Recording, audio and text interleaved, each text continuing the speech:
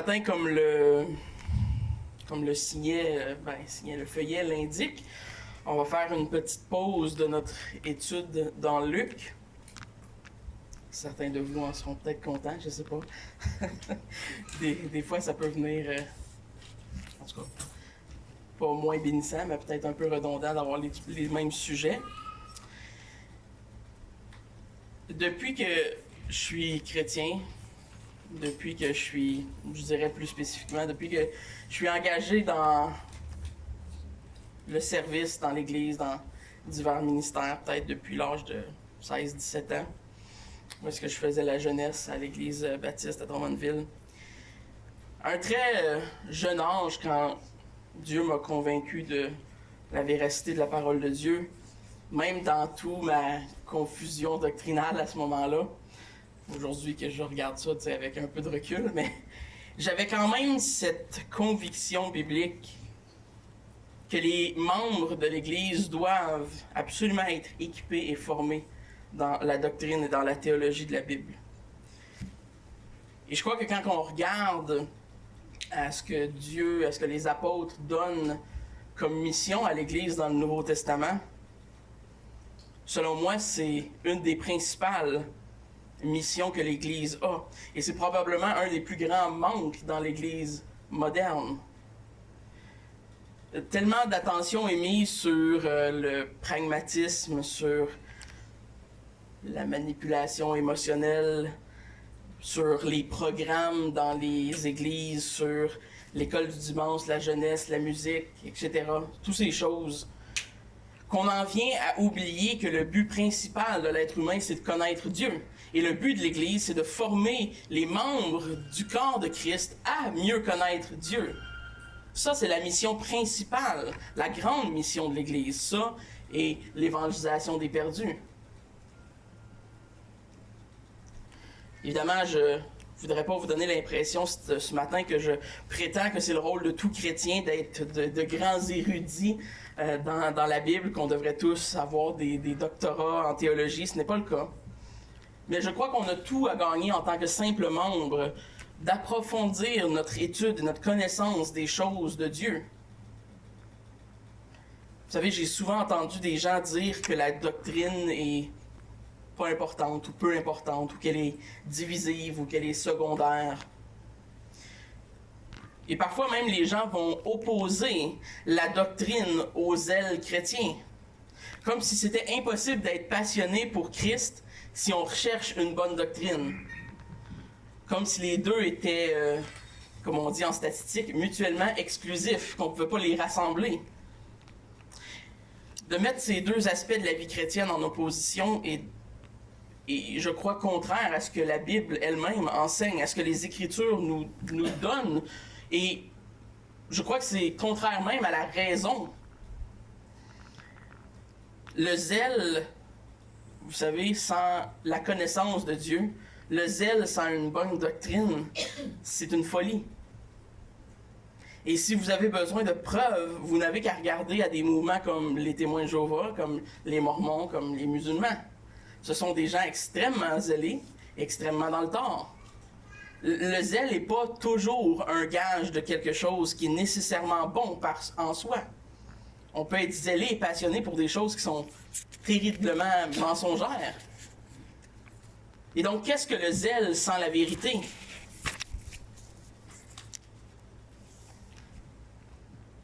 Et si on vous demandait quelle était la différence entre vous, ce matin, en tant que chrétien, et les témoins de Jéhovah, qui parfois vont se dire nos frères même, qu'est-ce qu'on peut répondre à cela? C'est que nous, par la régénération de l'Esprit Saint, on connaît la vérité qui est enseignée dans la Bible.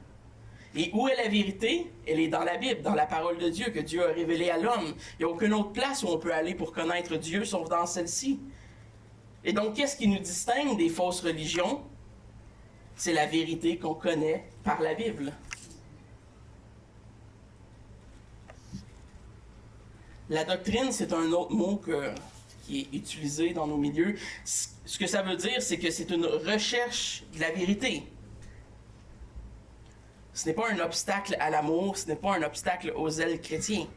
Donc, quand on parle de doctrine de Dieu, par exemple, on parle de ses attributs, de sa nature, et on regarde ce qu'il y a dans la Bible qui nous permettent de connaître ces attributs, cette nature de Dieu. Et quand on parle de doctrine des derniers temps, qu'on appelle l'eschatologie, on regarde à ce que la Bible nous dit sur la fin des temps. Et donc ça, on appelle ça des doctrines. Des doctrines, on pourrait définir comme un ensemble de croyances sur certains sujets.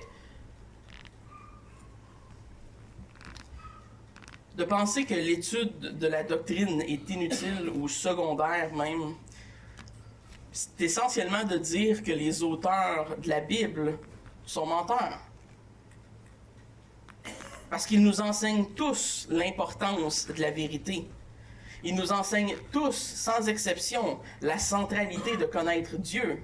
Si on était pour lire la Bible d'un couvert à l'autre, on y verrait quoi?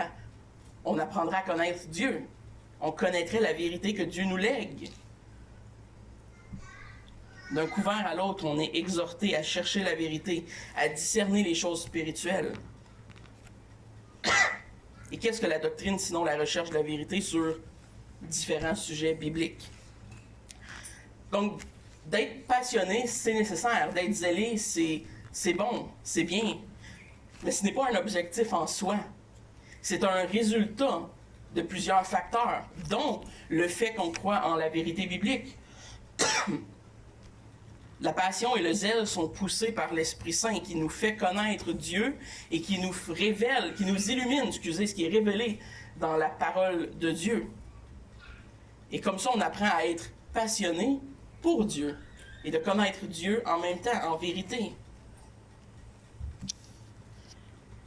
Donc, je vous soumets ce matin que la doctrine n'est pas opposée, mais mutuelle à la passion et au zèle du chrétien.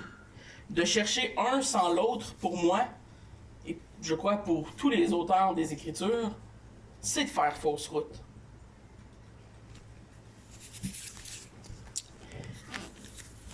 Vous savez bien que ce soit l'opinion de certaines personnes que la doctrine est secondaire. Je ne crois pas que c'est la position des apôtres, eux qui nous encouragent à être fidèles à l'enseignement du Christ et à garder le bon fondement de la foi. Qu'est-ce que c'est que de transmettre le bon fondement de la foi? Qu'est-ce que Paul demande à Timothée de transmettre quand il lui dit ça? La connaissance de Dieu, la connaissance de la parole de Dieu, des Écritures. Vous savez, l'ironie, c'est que même les gens qui, bien souvent, renient l'importance de la théologie, de la doctrine dans la vie d'un croyant, vivent eux-mêmes selon leur idéologie doctrinale. La seule différence, c'est qu'eux en sont inconscients. C'est pas qu'ils n'ont pas de doctrine puis qu'ils ne vivent pas doctrinalement. C'est qu'ils vivent selon leur doctrine de façon inconsciente. Et ils croient ne pas en avoir, mais ils en ont. C'est impossible de vivre sans quelconque conception de la vérité. À la limite, je vous dirais que même les incroyants ont une doctrine.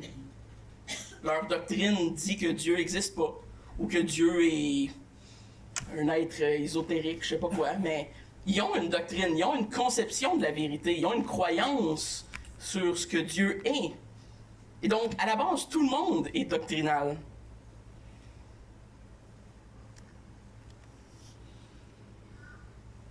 Vivre par l'esprit, ce n'est pas opposé à vivre avec une doctrine.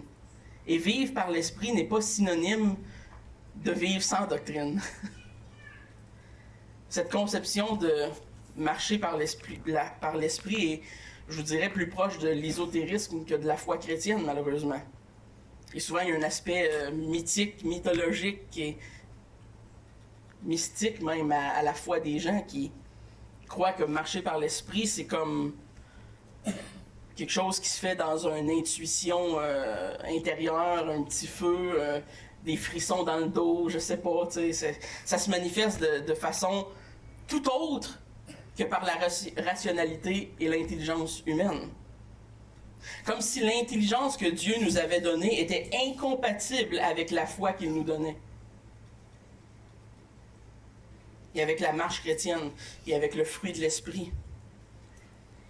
Et malheureusement, cette vision de marcher par l'esprit est, je vous dirais, probablement majoritaire de nos jours dans les églises larges, au sens large, évangéliques.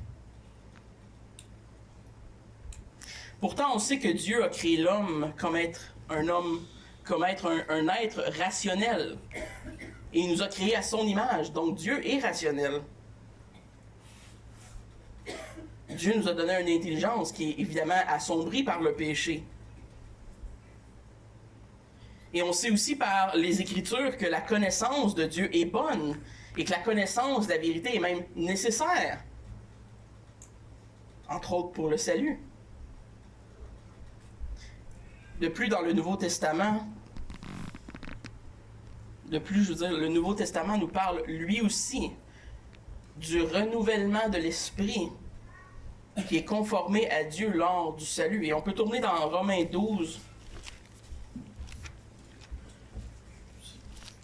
Vous avez vos Bibles proches, Romains 12, verset 2, qui nous dit ceci. Ne vous conformez pas au siècle présent, mais soyez transformés par le renouvellement de l'intelligence, afin que vous discerniez quelle est la volonté de Dieu, ce qui est bon, agréable et parfait. Donc, je pose la question, si le renouvellement de l'intelligence n'est pas relié à la marche de l'esprit et à comment un chrétien devrait agir, elle est connectée à quoi exactement? Et là, on revient à ce que j'ai parlé. Est-ce que c'est un feeling? Est-ce que c'est une impression? Est-ce que c'est un moment? Est-ce que c'est une intuition? Non. Au contraire, celui que Dieu sauve, il renouvelle son intelligence. Son intelligence qui était obscurcie par le péché, il le renouvelle pour lui permettre de connaître les Écritures et de comprendre les vérités qui y sont renfermées. C'est ce qu'on appelle en théologie l'illumination.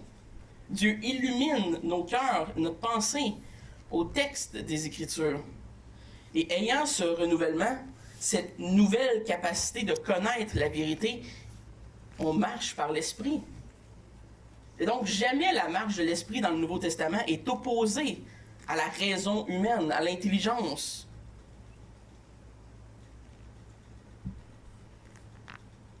Au contraire, l'Esprit de Dieu et la marche chrétienne nous guident dans une compréhension doctrinale qui est conforme à celle des Écritures. Elle nous rapproche de Dieu et de la vérité. Et elle produit, par le fait même, un fruit actif dans nos vies. On est zélé, on est passionné, on parle de la vérité et de la parole de Dieu aux gens autour de nous. On annonce la bonne nouvelle, on annonce le salut. Les deux sont jamais dissociés et ne sont jamais opposés dans la Bible. Et c'est une erreur de le faire. Les épîtres pastorales nous présentent même l'une des marques d'un homme chrétien mature comme le fait qu'il préserve et enseigne une doctrine saine. Et voici ce que Paul dit dans Tite 1, verset 9, ce qu'il dit d'un enseignant. Il doit être attaché à la vraie parole telle qu'elle a été enseignée, afin d'être capable d'exhorter selon quoi? Selon la saine doctrine et de réfuter les contradicteurs. Donc, l'enseignement d'une bonne doctrine est tellement essentiel que Paul charge Timothée de prendre ce fardeau, que de l'enseigner à tous les membres de l'Église. Et dans 1 Timothée 6, 3 et le début du verset 4, on lit ceci.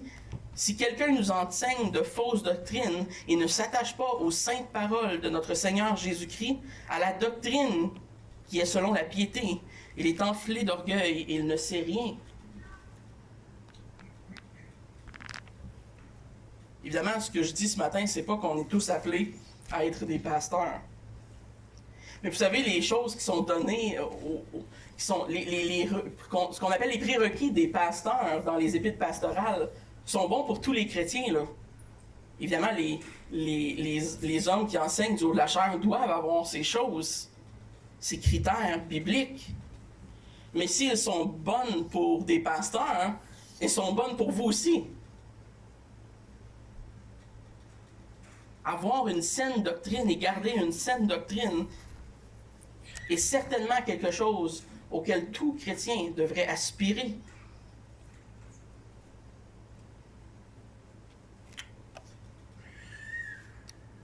D'ailleurs, si on est, nous, en tant que pasteurs, appelés à enseigner cette saine doctrine, qui pensez-vous doit recevoir l'enseignement de la saine doctrine? C'est vous. Donc, les pasteurs sont chargés d'enseigner cette saine doctrine aux membres qui sont chargés de recevoir et d'apprendre cette saine doctrine. C'est l'Église de Christ qui doit grandir en amour, en zèle et en connaissance de la vérité. C'est une des charges des pasteurs. C'est une des charges de l'Église. Je crois que ça ne pourrait pas vraiment être plus clair que c'est un de nos mandats que de grandir dans la connaissance de la vérité, dans la doctrine, dans les choses de Dieu. Donc, tout ceci étant dit, j'aimerais apporter une nuance à mes propos. Et là, je fais la défense de la nécessité de la doctrine dans la vie chrétienne, mais c'est évident qu'il y a des degrés d'importance doctrinale. Certaines doctrines sont plus fondamentales et absolues que d'autres. Et c'est pourquoi on dit souvent, par exemple, que les doctrines qui concernent Dieu, ou qui concernent Jésus, ou la Trinité, ou sa parole, sont des doctrines centrales, sans lesquelles on ne peut pas être sauvé si on ne croit pas que Dieu est Dieu, que Dieu est celui qui se révèle dans la parole de Dieu, dans les Écritures, excusez. Mais pour d'autres doctrines, comme exemple l'eschatologie ou comme les dons spirituels, on dit que ce sont des doctrines secondaires, pas qu'elles ne sont pas importantes, mais qui sont un peu moins importantes, qui ne sont pas salutaires. Je peux vivre en union et en paix avec un frère qui n'est pas cessationniste, comme je le suis. Et d'ailleurs, je l'ai fait à nombreuses reprises. Je suis sûr que Georges le fait à nombreuses reprises. Je suis sûr que beaucoup d'entre vous vivez avec des gens qui ne sont pas cessationnistes. On peut vivre avec ces gens-là parce que leur conception de Dieu et du salut est la même que nous. On a le même Dieu. Sa doctrine ou leur doctrine sur le sujet ne les empêche pas d'être des enfants de Dieu qui sont sauvés par grâce, pareil comme nous. Et c'est pour ça qu'il faut un peu avoir un discernement dans ces choses. C'est important de faire la distinction entre quelque chose qui est central, une doctrine qui est essentielle au christianisme, et une qui est secondaire. Et ce n'est pas qu'elle n'est pas importante pour autant. Mais malheureusement, de nos jours, beaucoup de gens ont tendance à utiliser le terme hérétique assez librement. Donc, aussitôt que quelqu'un ne croit pas la même chose exacte que nous, on leur colle l'étiquette hérétique. Mais vous savez, vous faire attention, de dire que quelqu'un est un hérétique, c'est essentiellement de dire qu'il n'est pas un enfant de Dieu et qu'il est hors du royaume de Dieu, qu'il croit quelque chose qui est tellement grave qu'il ne peut être chrétien. Donc, il faut faire attention quelle doctrine qu'on considère hérétique ou non. Il faut user un petit peu de restreinte avec ce mot de peur qu'on l'utilise sur des frères et sœurs qui sont juste un peu plus immatures ou qui n'ont pas une connaissance exacte de certaines doctrines, qui ont une interprétation parfois même divergente de la nôtre sur des doctrines qui sont secondaires, qui n'affectent pas leur salut. Et comme je l'ai dit, l'idée n'est pas que ces doctrines-là ne sont pas importantes. Au contraire, je dirais que beaucoup de ces doctrines affectent énormément notre vie d'Église. Donc, le fait qu'on est cessationniste affecte la façon dont on fait l'Église, la façon dont on conduit le culte, avec une certaine sobriété. C'est une des marques de l'Église réformée baptiste. Cependant, nous pouvons accepter d'avoir des différends avec des frères et des sœurs dans ces doctrines sans douter pour autant de leur foi et sans les traiter surtout comme l'ennemi de Dieu, ce qu'ils ne sont pas. Donc, il faut avoir un jugement dans ces choses doctrinales. Et même si parfois l'exercice est plus difficile et plus intellectuel que de se pencher sur les choses doctrinales et théologiques de la parole de Dieu, c'est nécessaire d'apprendre ces doctrines pour les raisons que je viens d'énumérer. Et mon rôle à moi, c'est d'essayer de rendre accessible, à bien vulgariser dans la mesure du possible, pour tous les membres du corps et pour que tous les membres du corps puissent bénéficier de cette bonne et saine doctrine. De connaître la vérité dans l'amour nous rend propice à un zèle efficace et fructueux pour l'œuvre de Dieu. Il y a certainement plusieurs façons d'enseigner une juste doctrine. Il n'y a pas juste du haut de la chair. On le fait de façon personnelle, on le fait avec nos familles, on le fait en petits groupes, on le fait aux réunions de prière, on le fait à toutes sortes de moments. Mais la chair est certainement un des meilleurs moments pour le faire. En toutes circonstances, l'une des œuvres de l'Esprit Saint dans la vie du chrétien, c'est de nous faire connaître la vérité qui est révélée au travers des Écritures. Et je crois que ça, c'est indéniable. Et il est vrai que le Saint-Esprit est le seul interprète parfait des Écritures. Juste le Saint-Esprit qui a une parfaite compréhension de ce qui est renfermé dans la Bible. Mais l'Esprit Saint nous équipe avec cette compréhension. Il nous apporte à maturité dans ces choses.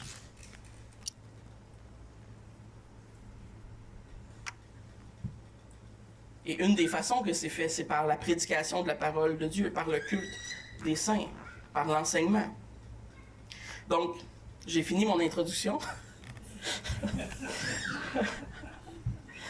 Non, mais c'était une longue introduction pour nous apporter au sujet que je veux développer. Ça fait longtemps que j'ai à cœur de commencer une série qui va examiner notre confession de foi. Et plus précisément, la confession de foi, la deuxième confession de foi baptiste de Londres, signée en 1689. Ce qu'on appelle communément la 1689. Pour que ce soit plus simple et court. Ce document est un document historique de grande influence auquel nous... Je ne sais pas si porter allégeance c'est un bon mot, mais auquel nous greffons quand on se greffe en tant que membre de cette Église. J'ai pensé que d'alterner entre Luc et une nouvelle série sur la 1689 pourrait nous donner l'occasion de changer un peu d'air de temps en temps et d'approfondir cette connaissance doctrinale que je crois être si nécessaire. Évidemment, cette série va être un peu plus technique, un peu plus théologique, et c'est exactement l'objectif. Donc, c'est l'objectif puisque mon mandat divinement institué, comme je viens de vous le décrire dans le Nouveau Testament, c'est d'enseigner cette juste doctrine. Et donc, dans le cadre de cette série, je vais prendre la 1689, article par article, et une fois de temps en temps, on va regarder ces articles pour exposer les doctrines et les vérités qui y sont renfermées. Et ça va nous permettre d'apprendre sur une grande variété de doctrines et d'élargir notre connaissance de la vérité.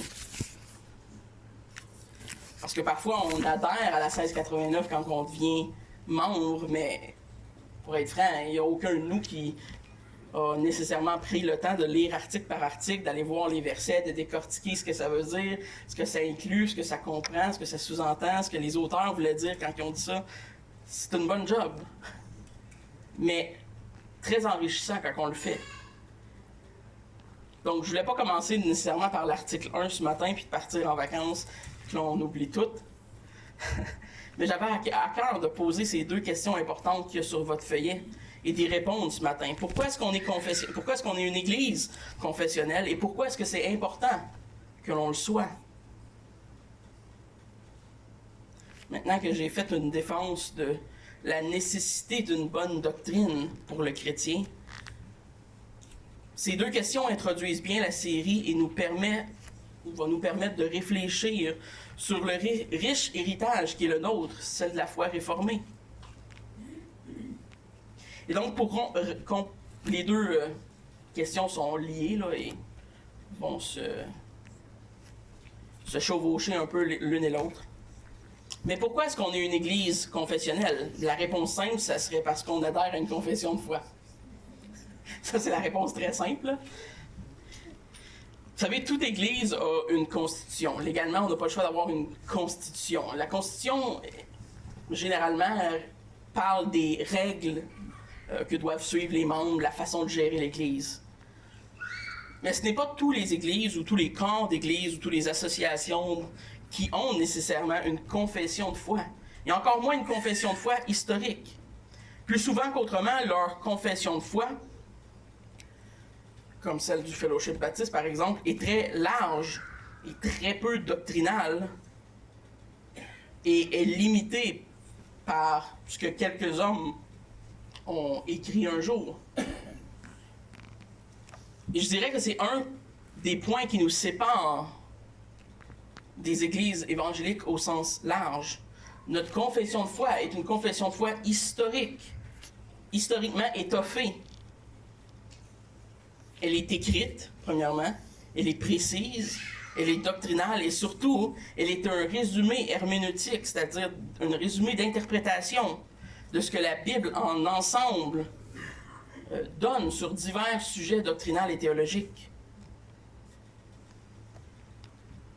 Donc, quand on dit qu'on est une église confessionnelle, c'est pas simplement parce qu'on a une confession de foi, d'autres églises en ont, mais parce qu'on adhère en lien avec l'histoire de l'Église à un document qui est historique, qu'on appelle une confession de foi.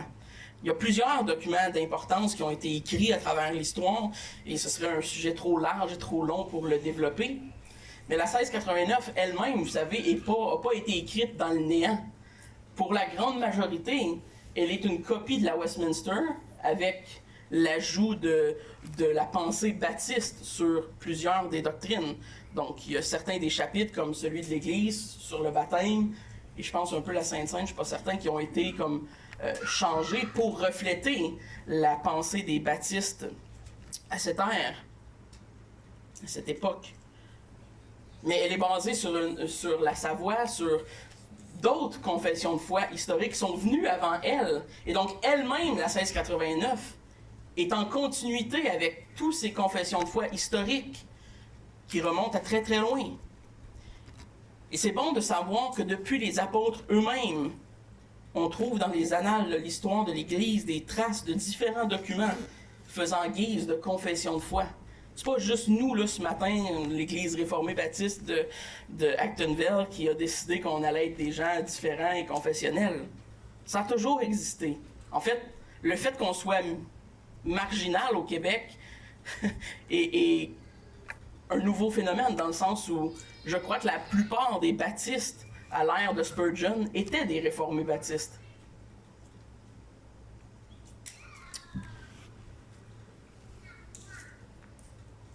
Mais qu'est-ce qu'une confession exactement? Ce serait un bon point de départ. Le terme confession vient du latin credo, qui signifie « je crois ». Et c'est pourquoi on appelle certains documents des credos.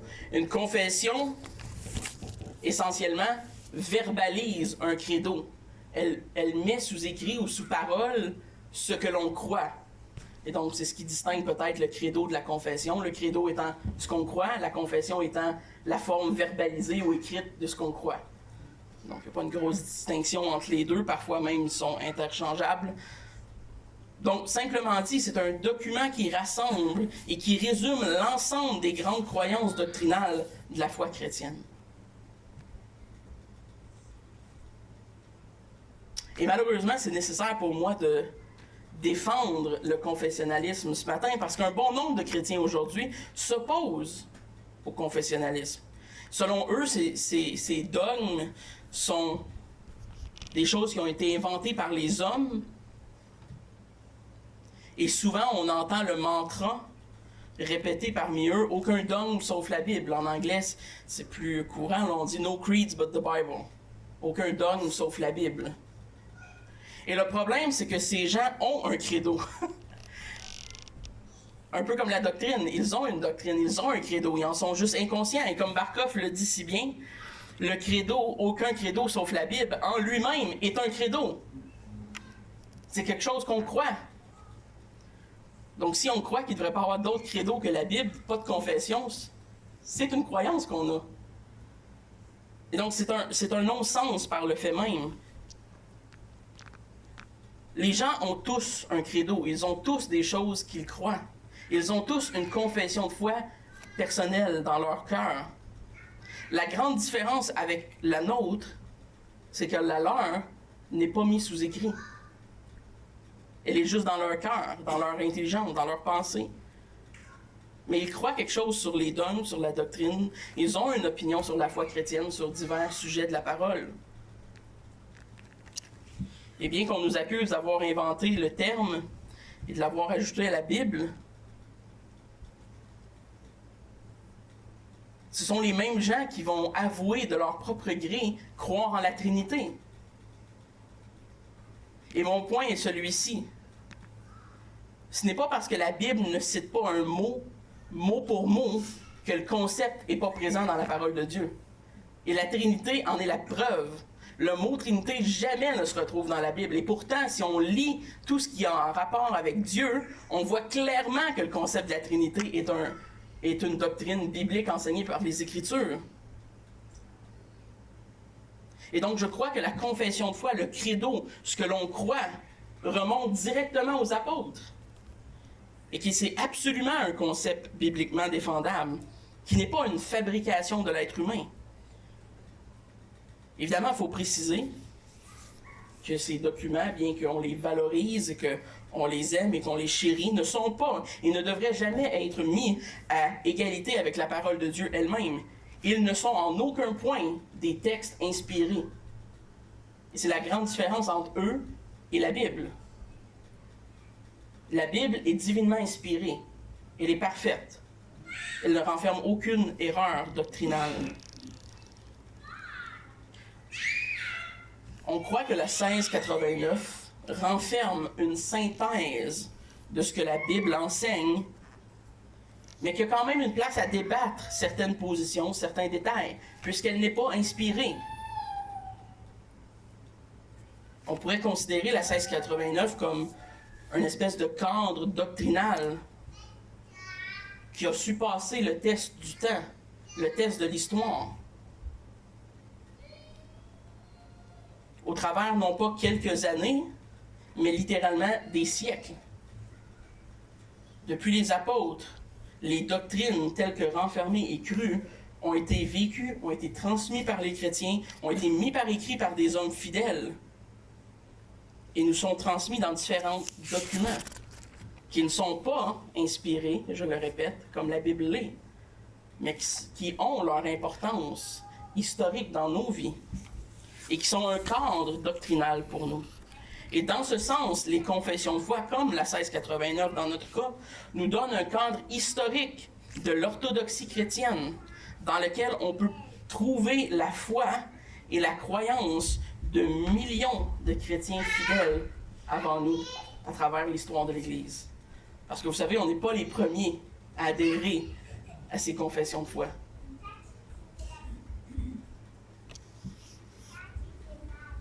Donc, ce document n'est pas inspiré par l'Esprit Saint. Il est ouvert à la critique. Mais il nous protège de devenir maîtres de notre interprétation individuelle des Écritures. Et ça, c'est le gros danger de nos jours dans les églises qui existent. Tout le monde va être son propre interprète.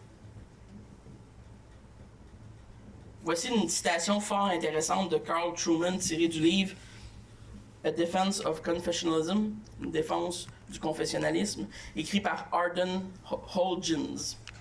Excusez.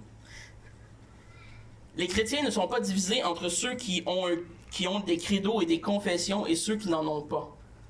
Plutôt, ils sont divisés entre ceux qui ont des credos publics et des confessions qui sont écrites sous forme de documents, ouvertement sujets à être examinés minutieusement, évalués, critiqués, et ceux qui ont des credos et des confessions qui sont privés, souvent improvisés, non pas accessibles publiquement, et par ce fait même, qui ne sont pas ouverts et susceptibles à la critique. Ironiquement, ce sont les confessions de ce deuxième groupe qui ne sont pas ouvertes à être critiquées à la lumière de la Bible pour en tester la véracité. Fin de la citation. La citation est un peu longue, mais ce que M. Truman dit ne doit pas être sous-estimé. Une confession écrite est un bouclier contre l'abus doctrinal et contre l'hérésie.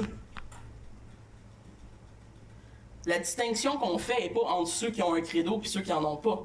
La distinction est entre ceux qui ont un credo comme nous, qui est écrit, qui est ouvert, qui est public, que tout le monde peut aller regarder. Tout le monde peut avoir une copie de la 1689, de la lire, de la critiquer, de la regarder à la lumière des Écritures, puis de tester sa validité. Ce qu'on ne peut pas faire avec ce que les gens croient dans leur cœur, avec leur confession personnelle. On ne peut pas la tester. On ne peut pas la mettre en lumière avec les Écritures, parce qu'on ne la connaît pas. Donc, notre confession de foi peut être vérifiée par les Écritures. On peut l'analyser, on peut la lire, on peut la critiquer. Mais on ne peut pas faire le même exercice avec ce qui est dans le cœur des gens. Ils ont un credo, ils ont des confessions, mais ils sont personnels, ils sont souvent improvisés, sujets à changement, ils sont instables, ils sont incritiquables.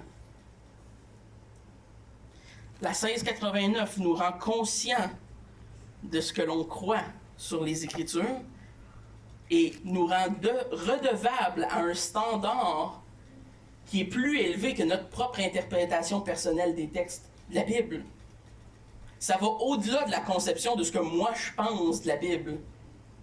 Et ça met tout ça dans un cadre historique. Donc la 1689, elle renferme les doctrines que des centaines de milliers de chrétiens ont cru qui étaient la Bible, qui étaient les vérités qui sont contenues dans la Bible. Et c'est pour cette raison que nous sommes confessionnels. Et que notre Église et ses membres adhèrent à un standard doctrinal qui est plus élevé, qui est historiquement plus étoffé que leur propre interprétation personnelle. C'est vrai qu'on pourrait se faire une confession de foi, qu'on pourrait écrire une confession de foi. On pourrait rassembler les officiers de notre Église puis concocter une confession de foi. Elle serait peut-être même pas mauvaise dans plusieurs églises. Souvent, elle est bonne. Mais elle serait le fruit de 3 ou 4 hommes individuellement qui ont interprété la Bible dans ce qu'ils connaissaient et qui n'a pas été testé et attesté par la preuve du temps. Une des richesses de la 1689 et des confessions de foi en général, c'est qu'ils ont passé le test du temps. Ça fait des milliers d'années que des centaines d'hommes, des centaines de pasteurs, des centaines de chrétiens lisent et relisent et critiquent et analysent cette confession de foi pour voir si elle est fidèle aux Écritures. Il y a une assurance et une sécurité incroyable dans ça. Beaucoup plus qu'en 3 ou 4 hommes qui concoctent une confession de foi.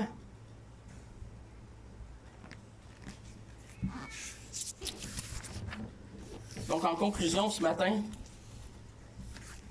pourquoi est-ce que c'est important qu'on soit une Église confessionnelle? Et j'ai déjà touché à certains des sujets que je vais énoncer, mais je veux vous laisser avec 4 points très rapidement, là, qui nous démontrent l'importance d'adhérer à une confession de foi. Et premièrement, ce qu'on a déjà vu, c'est que notre confession de foi est un document légitime et qui est bibliquement défendable. C'est un document qui est écrit, qu'on peut lire, qu'on peut analyser, qu'on peut scruter à la lumière des Écritures. Deuxièmement, notre confession de foi est un document herméneutique. C'est-à-dire que chaque chapitre dans la 1689 contient à l'intérieur d'elle-même des articles qui nous démontrent l'interprétation biblique de certains sujets. Donc, la Bible est la source de la vérité, l'inspiration parfaite de Dieu, mais la confession résume ces vérités.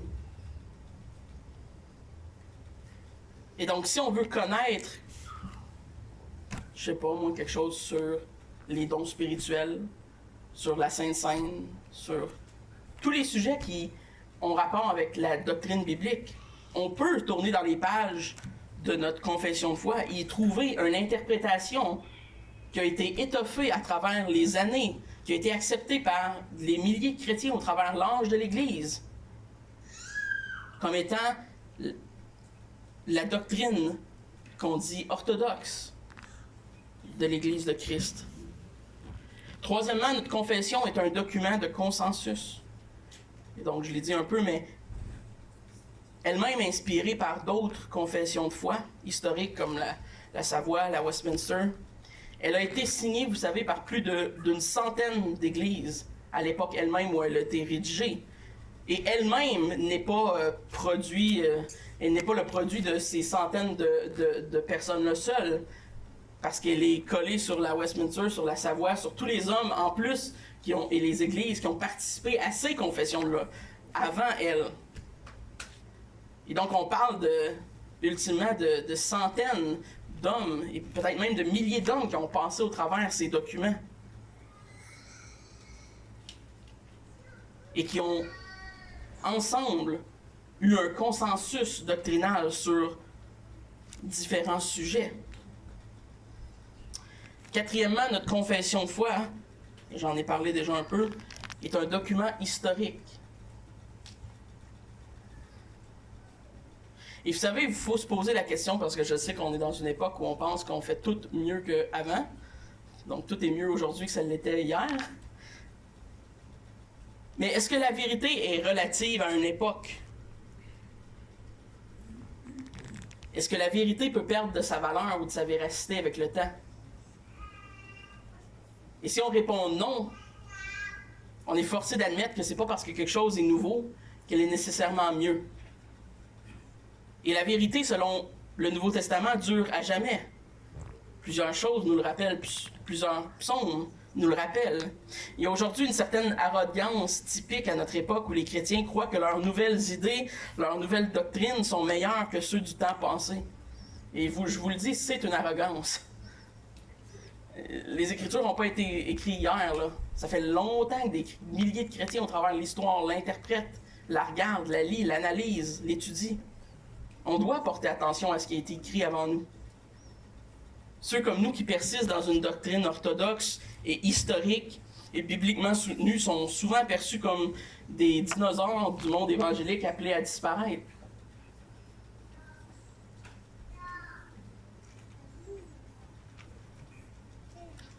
Vous savez, c'est pas dans un souci de ce qu'on pourrait appeler le traditionnalisme qu'on est confessionnel. C'est pas parce que c'est une tradition. C'est par un souci d'être doctrinalement droit, par un souci de garder une saine doctrine, de prendre au sérieux ce qui nous est dit par les apôtres dans le Nouveau Testament. Et c'est par amour surtout et par considération pour ce que Dieu a révélé à l'homme dans les textes de la parole. Et donc, bien qu'en pratique, notre confession n'a pas une pleine autorité comme la Bible, elle a une certaine autorité néanmoins. Elle est un certain cadre de vie qui devrait nous garder à l'intérieur de certains barèmes doctrinales. Elle nous permet de vivre en harmonie et en accord avec d'autres églises et d'autres membres et de travailler avec eux dans un cadre. C'est l'une des raisons qu'on a une association réformée baptiste et que toutes les églises de notre association adhèrent à la même confession de foi historique. Et ce n'est pas parce qu'on ne peut pas travailler avec d'autres gens à l'extérieur, c'est pas le cas. Plusieurs d'entre nous le faisons. Mais la 1689 nous permet de s'inscrire dans cette longue lignée de l'histoire de l'Église, parmi ceux qui ont gardé le bon fondement de la foi, une doctrine saine et orthodoxe passée au travers l'histoire de l'Église. Elle nous permet de s'inscrire dans quelque chose qui est plus grand que nous-mêmes et que notre époque et notre propre interprétation personnelle des Écritures.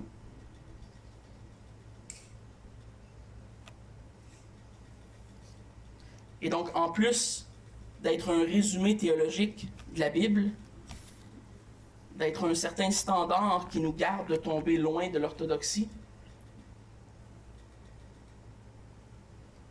c'est néanmoins avec honnêteté, je crois, qu'on doit s'approcher de ces documents et apprendre à les connaître. Et si on est en désaccord, on doit chercher à comprendre. Pourquoi est-ce qu'on est en désaccord? Est-ce que la Bible enseigne ça? Et ça peut être un instrument pour nous apporter à la vérité, à la parole de Dieu, et nous pousser à scruter les Écritures. Donc, c'est pour cette raison que de temps en temps, je vais entrecouper la série sur Luc pour une étude de la 1689, qui sera plus doctrinale et plus technique, pour qu'ensemble, et ceci est mon espoir, que tous les membres de l'Église puissent mieux connaître, non pas la confession de foi, mais Dieu, mais surtout les richesses doctrinales qui se renferment à l'intérieur de celle-ci. Prions.